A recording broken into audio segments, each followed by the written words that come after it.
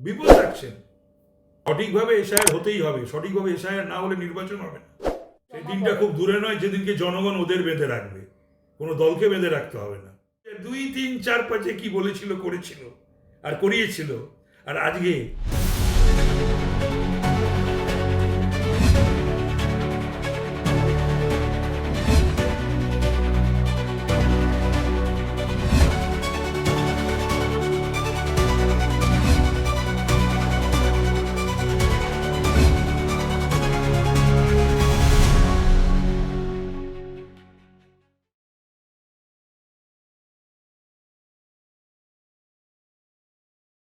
আপনাকে CM news মিডিয়ায় স্বাগত। ওয়াক অফ আইন নতুন করে যে বেরিয়েছে সেটাকে মান্যতা দিচ্ছেন মুখ্যমন্ত্রী নিজে, কিন্তু কিছুদিন আগে পর্যন্ত তো তিনি এই আইনেরও বিরোধিতা মমতা করছিলেন। ব্যানার্জির নামটা হওয়া উচিত ছিল মানিনা ব্যানার্জি। সব কিছুতেই ওনার একটা প্রতিবাদ, সব কিছুতেই ওনার একটা বিরোধিতা, বুঝে না বুঝে। আর মানিনা স্রোতের বিরুদ্ধে যাওয়া, নিয়মের বিরুদ্ধে যাওয়া, সংবিধানের বিরুদ্ধে যাওয়া। এখন বুঝুক আমার মুসলিম ভাইরা, মুসলিম সম্প্রদায়ের মানুষজন, তাদের খেপিয়ে দিয়ে তাদের নামিয়ে দিয়ে কতগুলো ঘটনা ঘটিয়ে দিল এই ওয়াকআপ নিয়ে। এই সিদ্দিকুল্লাহ কি বড় বড় কথা বলল কলকাতার বুকে দাঁড়িয়ে। মোথাবাড়িতে কি ঘটলো, শামশেরগঞ্জে কি ঘটলো, কতগুলো ঘর বাড়ি দুয়ার দোকানপাট হিন্দুদের পুড়িয়ে দেওয়া হলো। এর জবাব কে দেবে? এর জবাব তো দিতে হবে 26-এর নির্বাচনে মমতাকে। হরগোবিন্দ দাস, চন্দন দাস, যে দলেরই সমর্থক হোক না, কর্মী হোক না কেন, গণতান্ত্রিক দেশ, হিন্দু বলে তাদের হত্যা করে দেওয়া হলো বাবা এবং ছেলেকে।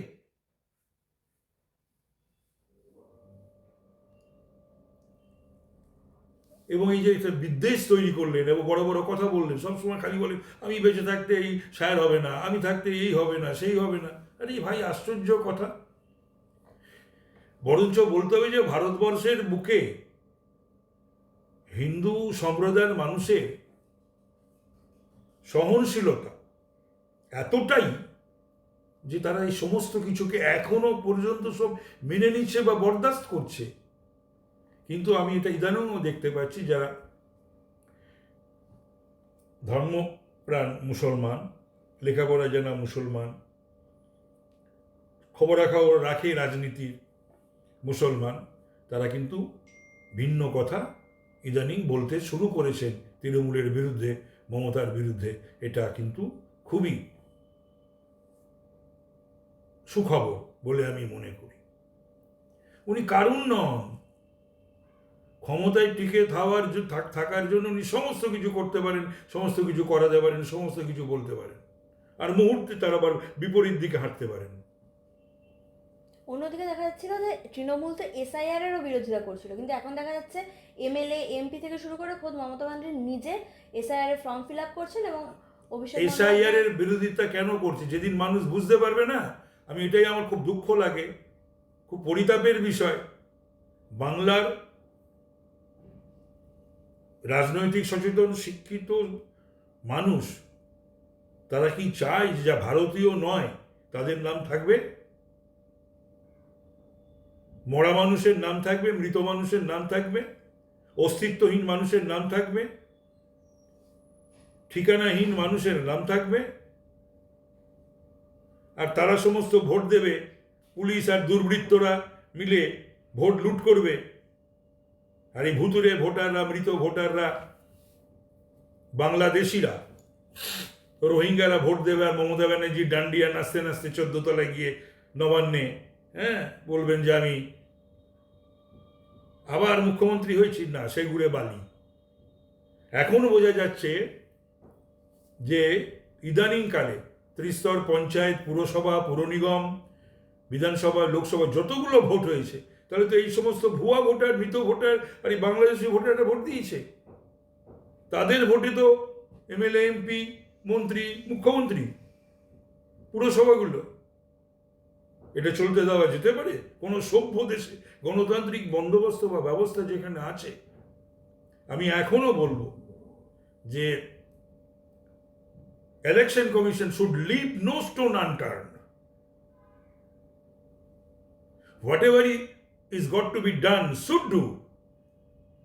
একটা নির্ভুল ভোটার লিস্ট করতে যা যা করণীয়, যেন প্রতিটি পদক্ষেপ ইলেকশন কমিশন অফ ইন্ডিয়া গ্রহণ করে।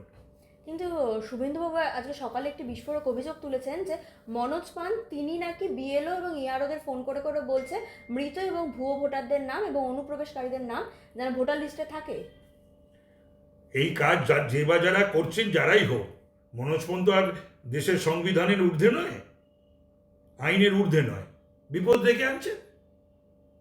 যদি করে থেকে থাকেন, বিপদ রাখছেন। তাহলে তো সঠিকভাবে এসআইআরটা হচ্ছে না। সঠিকভাবে এসআইআর হতেই হবে, সঠিকভাবে এসআইআর না হলে নির্বাচন হবে না। অভিষেক বন্দ্যোপাধ্যায় এসআইআর শুরু হওয়ার আগে থেকেই বলছিলেন যে এসআইআর হতে দেব না, বিজেপির আরে নেতারা ও হতে দেওয়ার না দেওয়ার কে, বেঁধে রাখবেন। কিন্তু হ্যাঁ, এখন তো গতকাল তিনি বেঁধে বলেছেন রাখবেন। যে 100% এনুমারেশন ফর্ম যেন সেই জমা দিনটা পড়ে। খুব দূরে নয় যেদিনকে জনগণ ওদের বেঁধে রাখবে। কোনো দলকে বেঁধে রাখতে হবে না, কোনো পার্টিকে বেঁধে রাখতে হবে না, বিজেপিকে কিছু করতে হবে না। দেখছে না আশেপাশে বিভিন্ন জায়গায় গণ অভ্যুত্থান যেখানে হয়, গণজাগরণ যেখানে হয়, বিভিন্ন রাষ্ট্রের দিকে তাকিয়ে দেখছে না? মাস্তানি করে যাবে, যা খুশি তাই করে যাবে, চোখ রাঙাবে, আর মানুষ সব মেনে নেবে। মানুষের ধৈর্যের বাঁধ যেদিন ভেঙে যাবে সেদিন বুঝবেন ঠেলা। বিএলওরা যে মিছিল বিক্ষোভ দেখিয়েছিল, তারপর নির্বাচন কমিশন সিদ্ধান্ত নিয়েছে যে সিও অফিস সরিয়ে নেওয়া হবে। সেটা আরে এমন একটা অদ্ভুত ব্যাপার, এই রকম ধরনের একটা অপদার্থ কলকাতার পুলিশ কমিশনার এবং কলকাতার পুলিশ আমি তো কখনো জীবনে দেখিনি। সিওর অফিস নিরাপত্তা দিচ্ছে না, চিঠি খেয়েছে, সেই অফিস অন্যত্র নিয়ে যেতে হচ্ছে। বামালরি বিল্ডিং থেকে সম্ভবত শিপিং কর্পোরেশন অফ ইন্ডিয়া ভবনে বা বাড়িতে। এটা ব্যাপারটা কি? এটা করা যায় নাকি, হয় নাকি? রাজনৈতিক রং মাখছে। আমি এসব অসভ্যতা নিয়ে কোনো কথা বলবো না, বলিও না, আমি বলবো না। সব অসভ্যতা মানে, এবং দুঃখের বিষয়, দুর্ভাগ্যের বিষয়, মমতা ব্যানার্জি বা তৃণমূল এগুলোকে যাতে বন্ধ হয় সেটার ব্যবস্থা করুন। এই সমস্ত কাজ এবং ভাষা, শব্দ, এই সমস্ত অশ্রাব্য কথাবার্তা বলাকে আমার মনে হচ্ছে যেন তারা তাড়িয়ে তাড়িয়ে উপভোগ করছে বা উৎসাহিত করছে। কিছুদিন আগে একটি সভায় গেছিলেন মুখ্যমন্ত্রী, তিনি বলছেন তার হেলিকপ্টার আসেনি, সেটাও নাকি বিজেপিরই দোষ। বেশ করেছে। বিজেপি যদি সেই ক্ষমতা থাকে যে হেলিকপ্টার তার আটকানো, যদি আটকে থাকে, বিজেপি ঠিক করেছে, বেশ করেছে। উনি বলছেন যে আমি যেটা ধরি সেটা শেষ করেই ছাড়ি, আমি মানে কথা দিয়ে কথা রাখতে জানি। সেটা দেখতে পাচ্ছে তো মানুষ, পরপর দেখতে পাচ্ছে। তোমরাও যারা ছোট ছোট বাচ্চা বাচ্চা মেয়ে, তোমরা সাংবাদিকতা করছো, তোমাদের অল্প সাংবাদিকতার জীবনও তোমরাও তো বুঝতে পারছো যে কীরকম উনি কথা বলেন আর সেই কথাগুলোকে কেমন রাখেন। উনি নাকি ভোটের রাজনীতি করেন না, মানুষের আরে রাজনীতি বাবা, করেন। ওরে বাবা, ভোটের রাজনীতি না করলে পরে এসআইআর নিয়ে এত জ্বলন, এবং এই ভোটার লিস্ট নিয়ে, এই অনুপ্রবেশ নিয়ে, এই মমতা ব্যানার্জি 2002, 3, 4, 5 কি বলেছিল, করেছিল আর করিয়েছিল। আর আজকে এই মমতা কি সেই মমতা? ও নিজে যখন দেখে শোনে, ওর মনে হয় না যে আমি সেই তো এই কথাগুলো বলেছিলাম, দিস্তে দিস্তে কাগজ স্পিকারের আসনে ছুড়ে দিয়েছিলাম। উনি বলছেন বাংলাদেশি তাড়ানোই যদি মূল উদ্দেশ্য হয়, তাহলে মধ্যপ্রদেশে কেন এসআইআর হচ্ছে? সেখানে তো আপনাদের ডবল ইঞ্জিন সরকার রয়েছে, তাহলে মানে সেখানেও ঘুষপেটিয়া রয়েছে। এই সব তো এখানেই তো, বাংলাদেশ আর এই কলকাতা থেকেই তো সব সারা দেশে ছড়িয়েছে। এটাই তো কাজ। অর্থ, অস্ত্র, জঙ্গি সংগঠন, জেহাদিরা সব তো বেশিরভাগই, এবং ধরাও তো পড়ছে। বিভিন্ন স্টেট তাদের এখান থেকে ধরে নিয়ে যাচ্ছে, সমস্ত জায়গায় যেখানে যেখানে যা ঘটছে। এমনকি লালকেল্লাতেও কদিন আগে যে ঘটনা ঘটলো, তারও তো কানেকশন পাওয়া যাচ্ছে বেঙ্গলে। সব তো কলকাতার বাংলা কানেকশন পাওয়া যাচ্ছে। একদম শেষ প্রশ্ন, উনি যে এসআইআর এর বিরোধিতা করছিলেন, উনি বলেছিলেন যে কোনো বৈধ ভোটারের নাম বাদ দেওয়া যাবে না, যারা সরকারি স্কিম পায় তাদেরও নাম বাদ দেওয়া যাবে না। কিন্তু বর্তমানে দেখা যাচ্ছে যারা অনুপ্রবেশকারী, বিশেষ করে মহিলা যারা, তারা বলছে যে আমরা লক্ষ্মীর ভান্ডার পেতাম, স্বাস্থ্যসাথী ছিল, তাহলে তারাও তো না, সরকারি স্কিমের আওতায় আসছে। আমি মমতা ব্যানার্জিদের সঙ্গে সুরে সুর মিলিয়ে আমরা বিজেপিরা বলছি, একটাও বৈধ ভোটার বাদ যাবে না। মমতা ব্যানার্জি এবং তৃণমূলের পদাধিকারীরা বা যারা রয়েছে, ওই মুখপাত্র বা পাত্রীরা তারা বলুন যে একটা অবৈধ ভোট রাখা যাবে না। তার মানে আমি বলছি একটা বৈধ ভোট কাটা যাবে না, একটা অবৈধ ভোটও রাখা যাবে না। এবং অদ্ভুত ব্যাপার, বাংলাদেশের নাগরিকরা তারা এখানে তাদেরকে ভোটার কার্ড করে দেওয়া হয়েছে, আধার কার্ড করে দেওয়া হয়েছে, রেশন কার্ড করে দেওয়া হয়েছে, কোথাও কোথাও স্বাস্থ্যসাথীর কার্ড করে দেওয়া হয়েছে, এবং তারা লক্ষ্মীর ভাণ্ডার পাচ্ছে। ভারী মজা তো। এ তো আমাদের করের টাকায় তাদের পোষা হবে নাকি বিদেশিনীদের বা বিদেশিদের? এটা হতে পারে? এটা তো আমাদের অর্থনীতির ওপর একটা বোঝা। এমনি আমাদের 10 কোটির ওপরে আমাদের জনসংখ্যা, এমনি আমাদের খুবই অবস্থা শোচনীয়। তো সেইখানে আমাদের সেই গোদের ওপর বিষ ফোড়া এই অনুপ্রবেশকারী কেন গ্রহণ করব?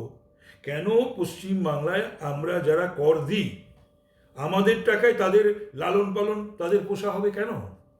একটা ছোট্ট প্রশ্ন, এই যে এসআইআর হচ্ছে, বলছে এতদিন কেন এসআইআর হয়নি? এই 2024-এর কোনোদিন কোনো জিনিসই এতদিন কেন হয়নি বলে আজ হবে না? মমতা ব্যানার্জিকে তাহলে বলতে হবে যে এরপরে যে অধিবেশনটা আসছে পশ্চিমবাংলায়, তাহলে স্পিকারের জন্য কাছে কোনো বিল না পাঠায়।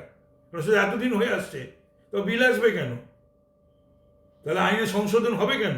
অ্যামেন্ডমেন্ট হবে কেন? তো বিল হবে কেন?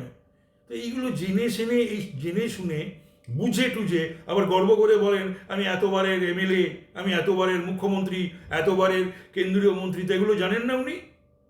যে যা চলে আসছে তা চলে থাকতে পারেন না? তাহলে অ্যামেন্ডমেন্ট হয় কেন? বিল আসে কেন? সংবিধানও সংশোধন হয় কেন?